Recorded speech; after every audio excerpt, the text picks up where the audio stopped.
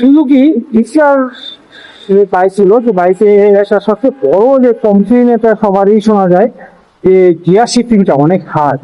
হ্যাঁ, এটা আমি অস্বীকার করবো না। এই ক্ষেত্রে আপনি গিয়ার শিফটিংটা কিন্তু সব করার কিন্তু ওয়ে আছে।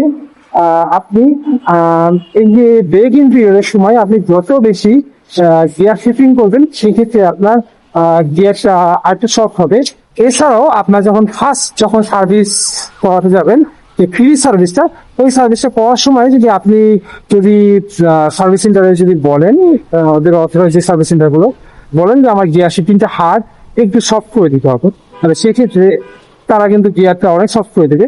কারণ আমার গিয়ারটা কিন্তু তুলনামূলক অনেক হার্ড ছিল, কিন্তু আমি যখন ফার্স্ট সার্ভিসটা দিতে গেলাম, তখন কিন্তু আমি বলা লাগে নাই, ওরাই যে টেকনিশিয়ান ছিল, সুজুকি রাইডার জনের টেকনিশিয়ান আমার পরিচিত ছিল, সে বললো যে ভাই আপনার কি কি প্রবলেম আছে। আমি বললাম আমি এখন পর্যন্ত প্রবলেম কোনো কিছুই ফেস করছি না, এখন পর্যন্ত নতুন বাইক কি আর প্রবলেম ফেস করবো। সে বলতেছে যে ভাই আমার মনে হচ্ছে গিয়ার শিফটিংটা একটু হার্ড।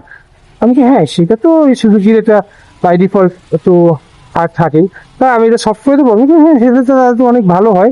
তার প্রেক্ষিতে আমার বাইকের গিয়ারটাকে সফট করে দিল, এবং আগে যে হার্ডটা ছিল তার চেয়ে অনেক গুণে সফট হয়েছে। কিন্তু এখন কিন্তু মোটামুটি গিয়ার শিফটিং করতে আমার তেমন কিন্তু বেশ কিছু হচ্ছে না। আর এইভাবে করে চালালে আর কিছুদিনের মধ্যে গিয়ারটা আরো অনেক সফট হয়ে আসবে। তাই যাদের যাদের গিয়ার শিফটিং একটু সমস্যা হচ্ছে, তারা কিন্তু যখন প্রথম সার্ভিস করবেন বা যখন আপনার অফিসের সার্ভিস করতে যাবেন, তখন তাকে বললেই হবে আমার গিয়ার শিফটিংটা হার্ড।